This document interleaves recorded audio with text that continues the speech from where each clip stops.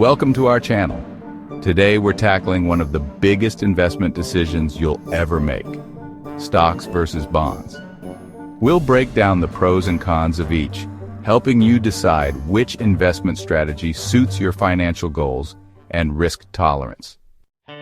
What are stocks? Stocks represent ownership in a company, offering potential for high returns and growth. Now let's talk about the pros. First, high growth potential. Stocks can outperform other investments in the long term. And liquidity. Stocks can be easily bought and sold on public exchanges. But there are some cons too. Volatility. Stock prices can fluctuate rapidly. And of course, risk. There's a risk of losing some or all your investment. What are bonds? Bonds are loans to corporations or governments offering regular income and relatively lower risk. Looking at the pros, we've got stability. Bonds provide predictable returns and lower volatility.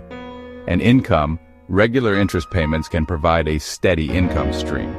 On the flip side, the cons include lower returns. Bond returns are generally lower than those from stocks. And credit risk. There's a risk the borrower might default on the loan.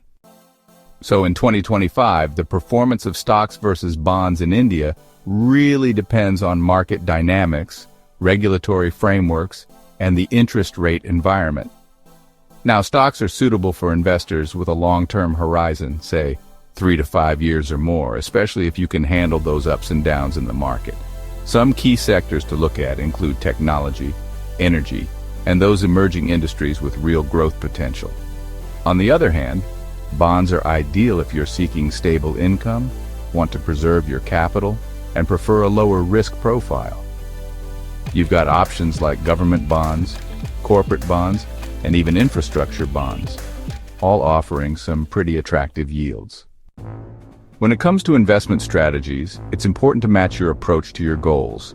For short-term goals, say 0 to 3 years, short-duration bonds or ADA-rated corporate bonds can really help with capital preservation.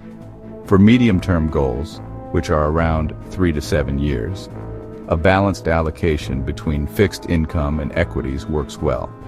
And for those long-term goals, 7 years or more, you might want a higher equity allocation for that growth potential, but don't forget a strategic bond allocation to help manage volatility.